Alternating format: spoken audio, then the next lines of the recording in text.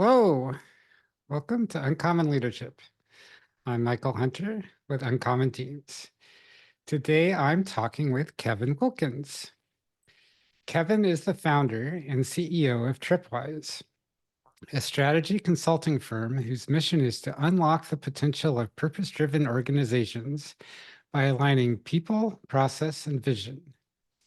Trepwise has been named one of the best places to work by CityBusiness for the last 7 years. That's impressive, Kevin. Mm. With over 35 years of experience in nonprofit, corporate, and private adventures, so pretty much everywhere, Kevin has built a company that teaches to put people at the center of their work. Welcome, Kevin. When are you going to get into government work, or do you stay away from that? I stay away from the government work, but we do work with like municipalities and the city. So that's somewhat in the government space. So you're pretty much everywhere. We're versatile. In your journey to seeing people as people and learning to leverage their unique gifts to best accomplish your goals, when did you first recognize this might be a valuable approach? Oh, that's such a good question. When you talk about my 35 years of experience, which kind of ages me a bit, I would have to go back to when I was at Harvard Business School. I took a class accounting, as many people do in business school. Yet at Harvard, they don't really believe in textbooks, so everything was done by the case method. And I believe there are certain classes that maybe warrant a textbook, and that would be accounting. So I struggled a bit, like really trying to wrap myself around this class. When it came to the final exam, I literally was walking into this final exam thinking to myself, it was one exam class, thinking to myself, I actually may fail this. This will be an interesting experience. I have never failed a class before. And I got the exam, which was again a case. And I understood how to do the numbers. It was okay. But the thrust of it was they were asking about like accounting principles and what would you use to apply. And my take was like, no matter what you did, it was never going to work because everyone seemed to hate everyone else in the organization. And it was bad communications. And everyone was like backstabbing everyone and they couldn't hire into it, et cetera, et cetera. So I wrote my exam, did the numbers, and then I wrote my exam basically on how the organizational dynamics were really unhealthy and nothing you would do would be effective until you change the culture. Well, I ended up doing super well on the exam. To my surprise, I'm like, I wonder if they made a mistake. Like they might come back and realize, oh, we gave you someone else's grade, you know? So I went to the professor and I just wanted to thank her and then clarify exactly that this was my exam. And she said to me, Kevin, people tend to focus on the numbers all the time. But at the end of the day, it's always about organizational behavior. Now, that professor does not remember me as my guest, as she had many, many students. And that was said to me 30 some odd years ago. So I'm pretty certain that she does not remember that experience. However, it stuck with me throughout my entire career.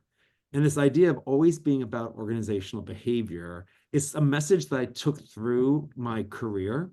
And when I was in financial services might not be the most user-friendly industry.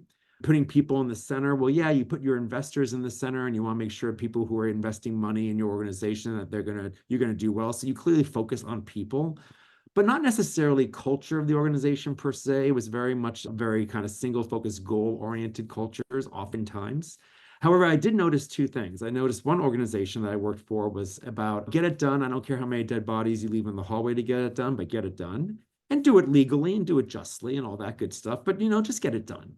I worked for other organizations which would say, get it done, but here are the values that we have that we want you to employ. Like be collaborative, bring people with you, make sure that your communication is strong, make sure people understand why we're going where we're going. Two distinct models, right? Clearly, I liked model two much better than I liked model one. No one likes leaving dead bodies in the hallway. And for those who do, well, there are cultures for you out there. I much prefer the inclusive culture, the culture of belonging. So when I got to New Orleans, fast forward, and I was able to start my own company and do things in the community that I really wanted to do in a way to give back. I was really able to focus on this full force. At the end of the day, it's always about organizational behavior. That was said to me 30 plus years ago, and that is the company that I've built. How much are the people who come to you already in that second camp, where they're all about culture, whether they have it yet or not, they know they want it to get better, versus they're in that first side where it's just whatever it takes, we get it done, whatever the casualties or collateral damage. And then they're talking to you for some reason that maybe they don't quite understand or you don't quite understand at first. I know the warning signs, and it's funny. Some organizations say to us, we don't really have a culture, to which I think, oh, you do, and it's probably not very good. Let's start there. We always do an intake of our clients just so we understand exactly like the issues that they're saying they have and where they want to go.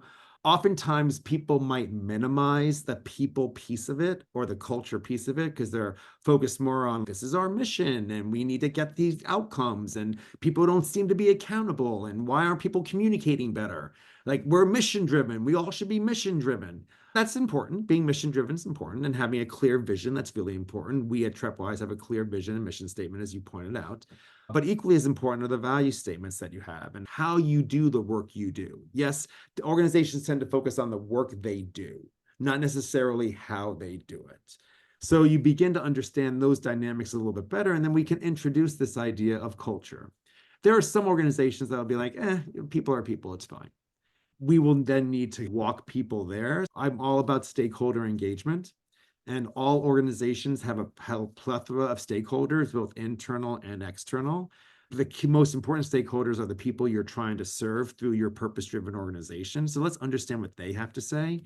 Then let's talk to the team and understand what they have to say. Then let's talk to leadership and understand what they have to say. And then let's talk to funders and see what they have to say, putting people in the center of everything we do. And then you come back with a set of learnings, which are going to suggest that if you want more accountability, if you want more commitment, if you want more rigor, if you want more belonging, then let's talk about a value system that might get you there, because funders want that. And the end user wants the best outcomes possible. And if the best outcomes possible is a culture that's going to lead you to those best outcomes, well, then they want that too. So then you begin to build this model that people can begin to understand. Because if we're people-centered, we're not here to tell you what to do. We're here to co-create with you what you feel you need as an organization to be as effective as possible. If they're coming to an organization that's human-centered, they may be more predisposed. Oftentimes, people don't fully understand what that means. We do a lot of education on top of a lot of strategy work.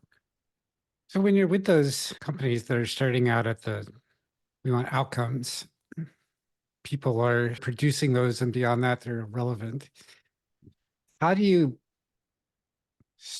help them start to understand that focusing on the people first is going to help the outcomes just sort of fall out of that?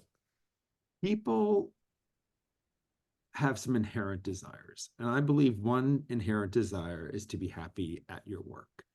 People spend the most time of their given day in the week doing work.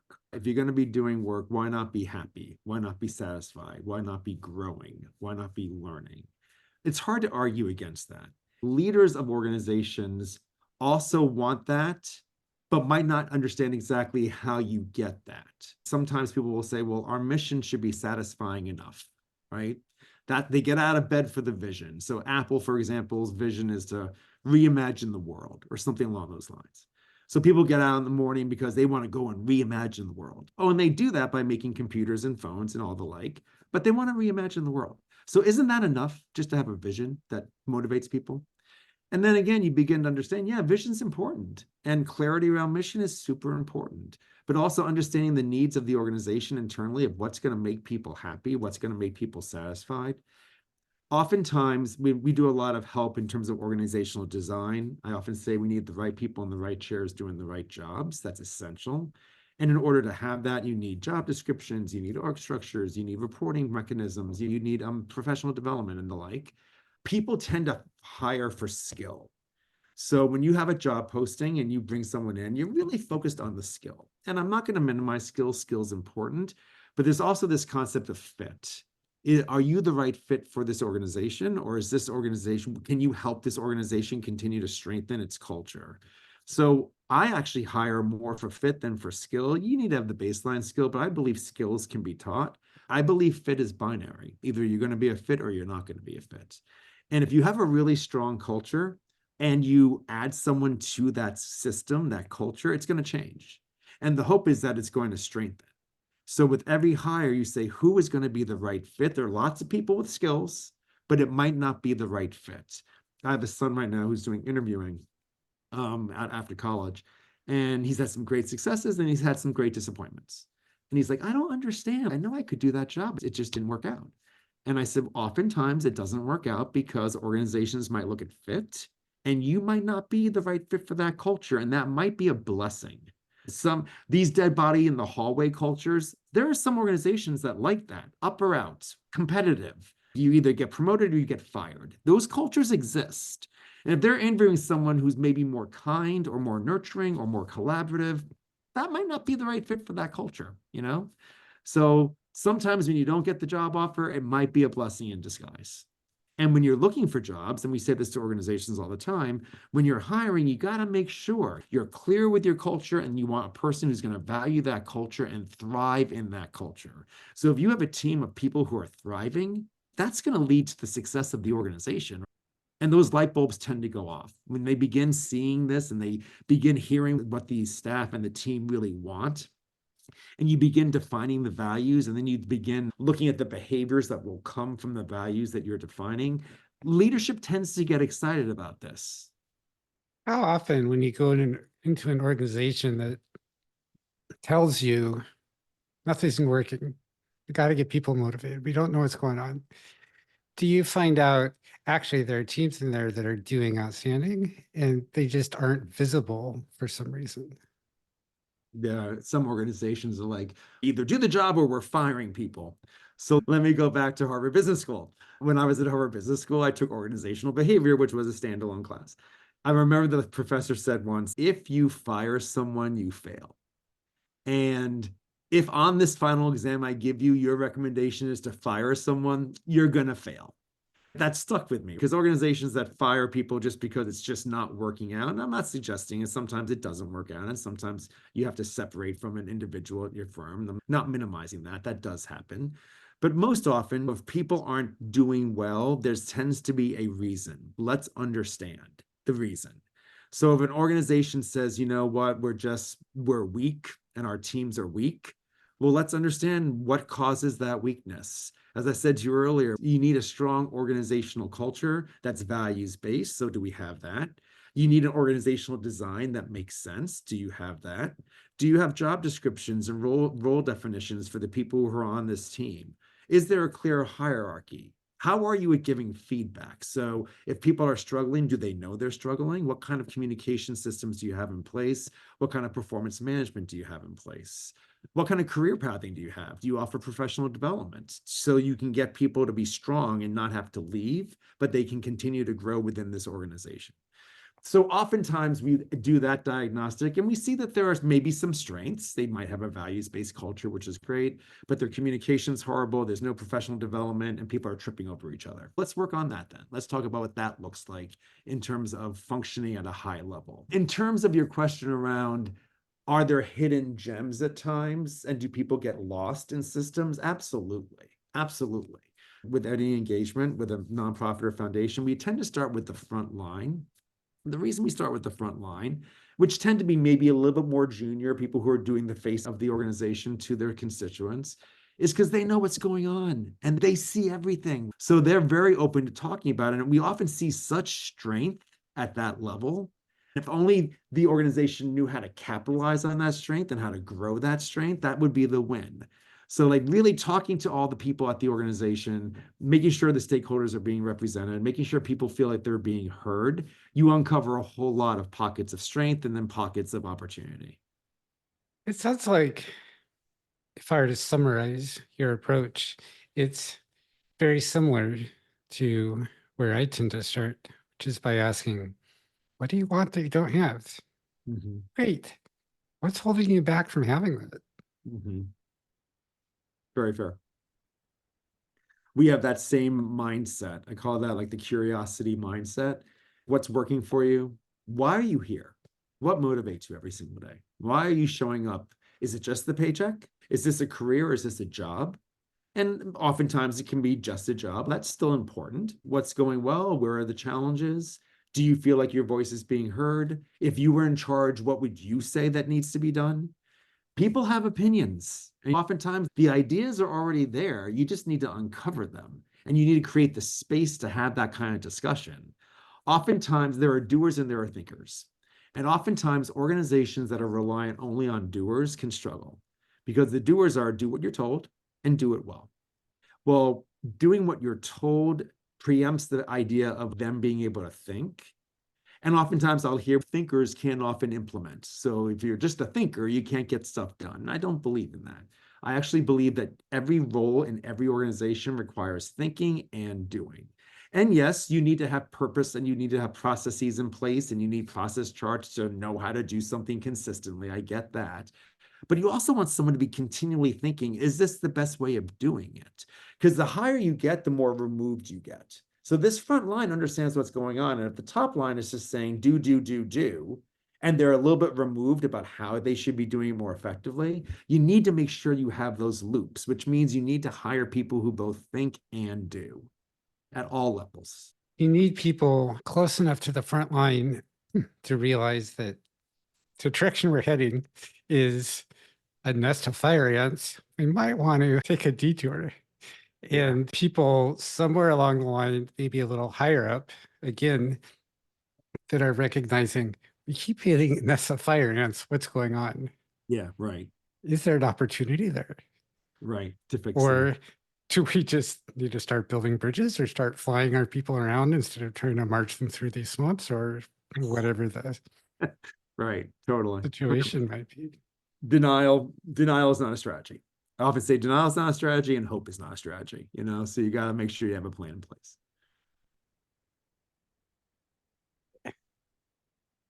I generally agree with you that thinking and doing tends to always be required within any particular role. I've also found some people who just love doing and aren't that good or don't enjoy thinking, and vice versa. So if we can partner them together, then oftentimes we get way better results than if we had one person who is kind of splitting between thinking and doing. Mhm. Or especially if we try to force the doer to think or the thinker to do, because then they're both in their wheelhouse doing what they love and are great at. And they're able to collaborate together and use each other to do the stuff that they don't want to do. That's fair. That's fair. I think you've got clarity around roles and responsibilities that really helps. So maybe at the front line, you do need doers. So if you're going to be like binary about it, and we have 100% scale here, maybe the front line is more 70% doing, 30% thinking.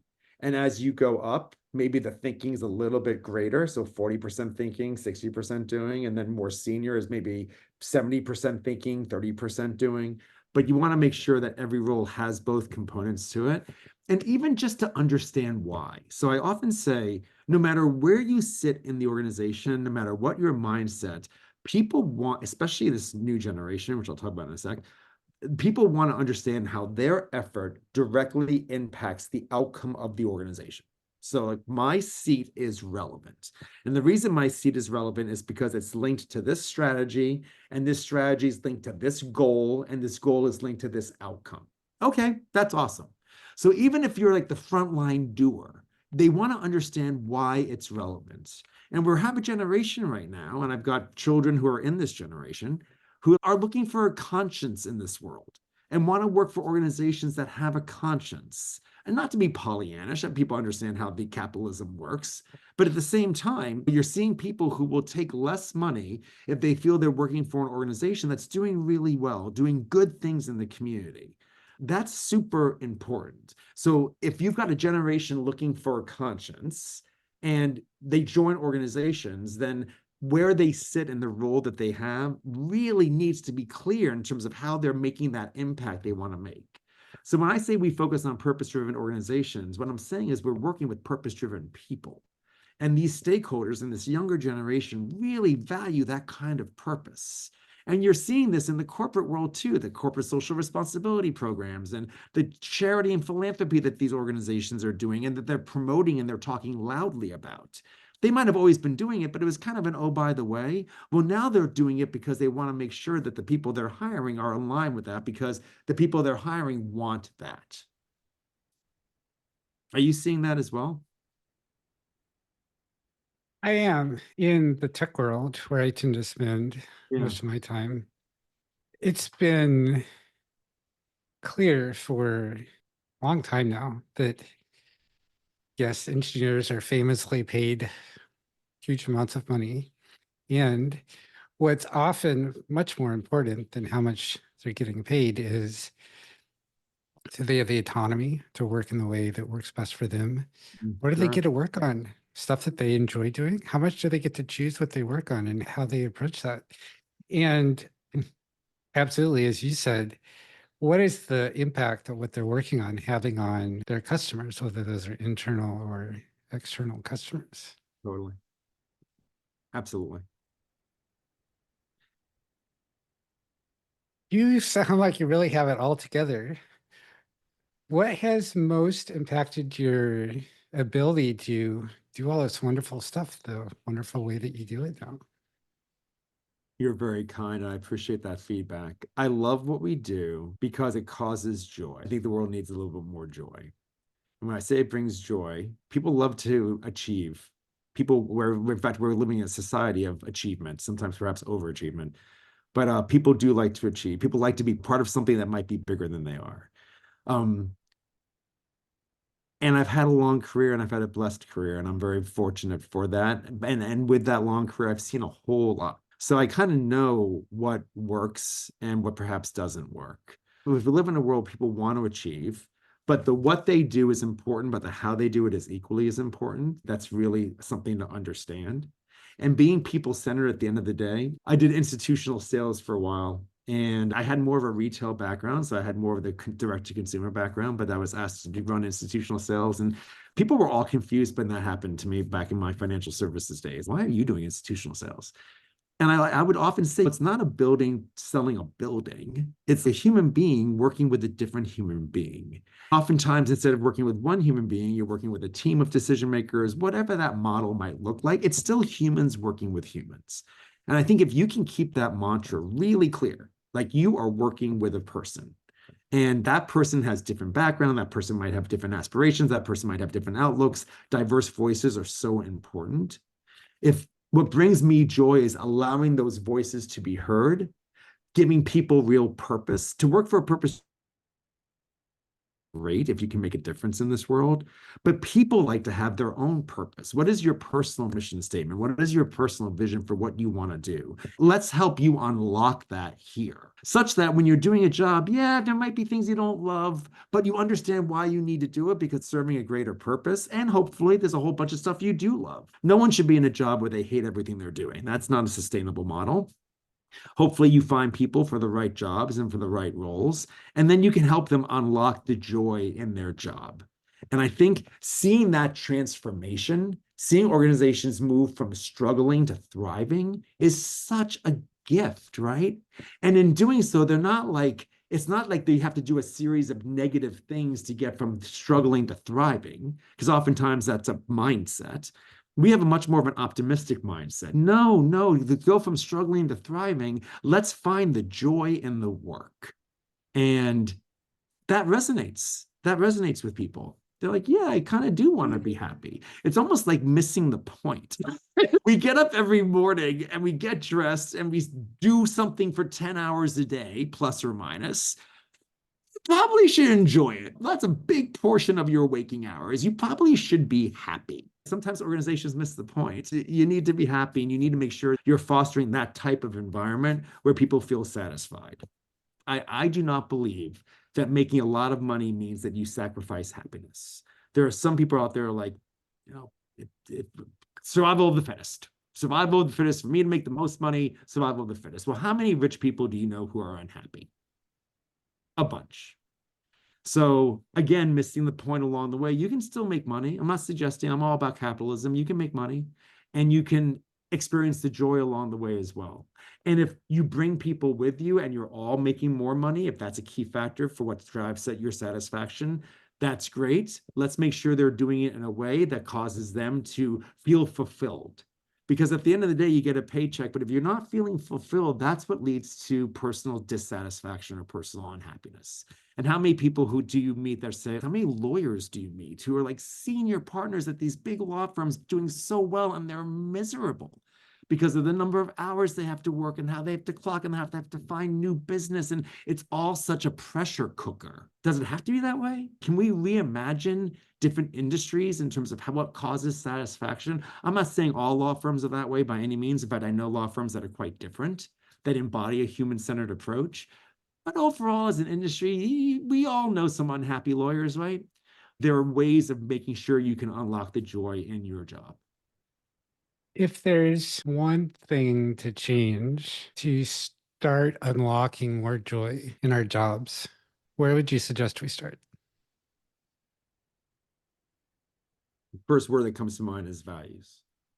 It's ensuring that you have the right value system within an organization that people can really rally around.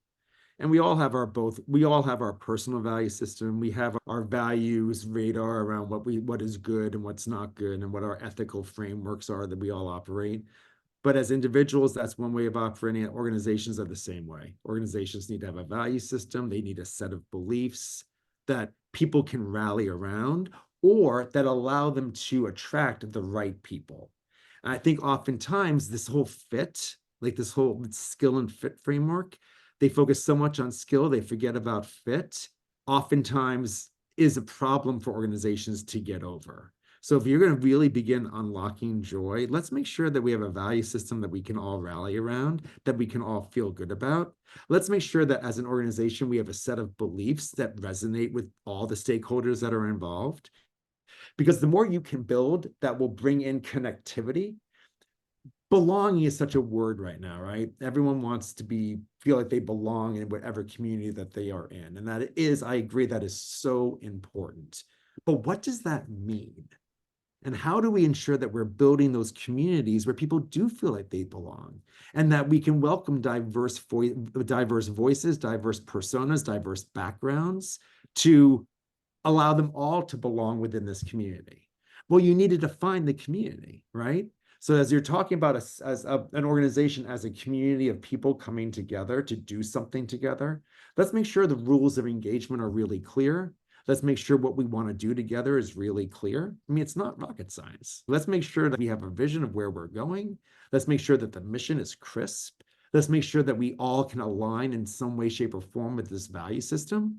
Let's make sure that these beliefs are real and that they resonate. Let's make sure that behaviors and words are aligned. How often do we see senior management saying one thing and doing another? So how do we make sure that they are totally aligned? How can we look up and feel good about it? How can we look to our sides and feel good about it? How can we look down and feel good about it as wherever we sit within an organization? If you get that system right, if you can get that system within an organization right, you can do gangbusters. The sky is the limit. We also do a lot of systems work at Trepwise. So what we do is we go into communities and say, okay, we need more affordable housing, or the cultural economy needs to thrive for everyone involved, or we need a youth master plan that's going to really help impact as many youth as possible to get them on career paths that allow for great opportunity, that we can help all people thrive within this community. Well, that's called systems work. How do you build the system to allow for that? And what we do is we bring organizations around the table, because organizations need to then work with each other. And if you think about that, the complexity of that, we need community values, but let me define this community based on a system. So how can organizations work effectively with each other, just like humans work effectively with each other within these organizations? So you can take this framing that I'm talking about in terms of culture and belonging and values and mission and vision and roles and responsibilities, clarity. You can take that from an organizational level and you can bring it to a systems level. And I think the reason we've been so successful with our systems work is because we were able to incorporate and include a diverse set of organizations that might not be talking to each other, but all have a voice and all play a role in the show. And let's make sure that we can bring them all together and using beliefs, using values, using visioning that allow people to really work better together. Because as I said, in institutional sales, it's not a building versus a building. It's not one building talking to another building. Same applies in this impact work that we do. It's not an organization talking to an organization. You've got executive directors trying to work across lines with each other to achieve an outcome, and they can each contribute something really meaningfully to achieve that outcome. How can we allow for those organizations to work as efficiently, as effectively as possible? We've covered a lot already today. What else should I ask you? We have covered a whole lot. I've talked a lot about like vision and mission and values and culture. Planning is super important. And I said earlier, like hope is not a strategy. I often say a purpose without a plan is just hope, and hope is not a strategy. So you might have a clear purpose and you might be building a fantastic culture, but you absolutely need a plan to ensure that you're going to achieve the outcomes and the impact that you want to achieve. And I often say, like, the best ideas poorly implemented gets you nothing. A really good idea flawlessly implemented can get you everything. So at the end of the day, it's about implementation. So let's make sure that organizations have a real clear plan. I'm a big believer in like clarity of plans. We don't do strategic plans for people who put that plan on the shelf. We only do, and we make this really clear with every client we talk to. We only build plans that are going to be actionable and that are going to allow you to achieve the goals you want to achieve if properly implemented. I also call a plan a fundable asset. So why is planning important is one question we could talk about. One reason that planning is important is because these nonprofits and these foundations are looking for funding. Where can they apply dollars to have the biggest impact? And if you have a plan that's really thoughtful and really rigorous and really achievable, well, that's a fundable asset. So they can go to many funders and say, look at our fundable asset and look at our ability to get things done. And yes, as an organization, we are organizational effectiveness. We are really good. We're really solid. We've got a great culture. We've got great org design. We've got great roles and responsibilities. We hire super well. We've got goals that we have set. We've got strategic pillars that we know what we're doing. We've aligned people around these strategies, and people, no matter where they sit in the organization, they know how they can impact the outcome that they're trying to achieve.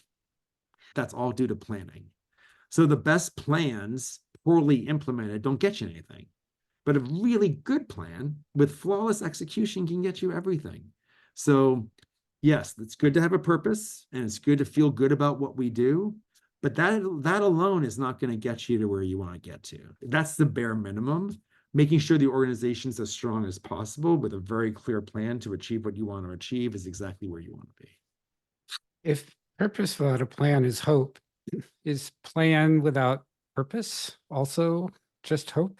Or is it something else that's as fruitless or as not actionable? I love you, man. This is great. That is such a great question. If purpose without a plan is just hope, is a plan without purpose, what is that? There's always a purpose. There's always a purpose. And that purpose might be to make as much money as possible or to exploit others for our gain. There's always a purpose, right? It's either stated or not stated.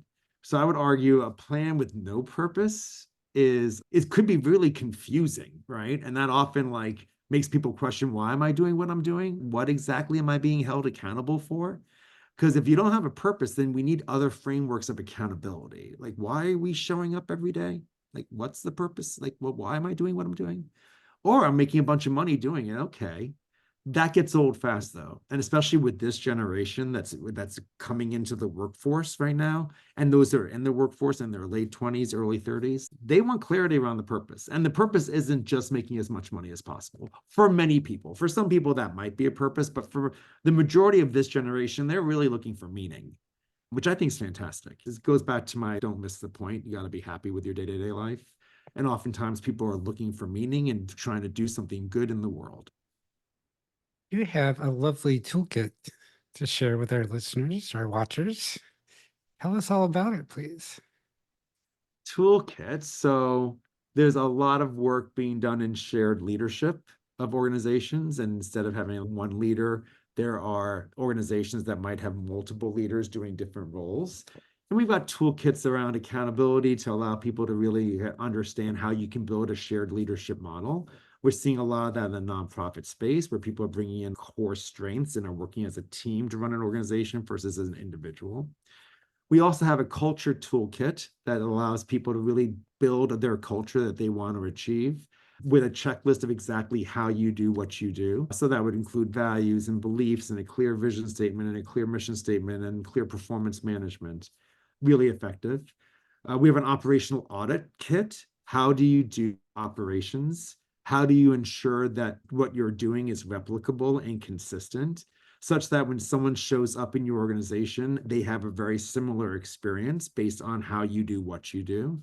So being able to document processes, being able to do SOPs, standard operating procedures, making sure things are really well documented. We have a toolkit to help organizations do that. And then we have this offering called Solutions Lab. And Solutions Lab is when an organization is dealing with an issue. I'll go back to culture. Our culture seems to be screwy. There is no accountability. How can you help us build an organization that is accountable? Okay, that's a pretty clear question that needs to be answered. What's the optimal sales model to deliver against this segment? Okay, that's interesting. This strategic pillar doesn't seem to be working well. Can you help us define what is wrong with this? So I call that surgical help. We have an offering called Solutions Lab where you come to us with a problem.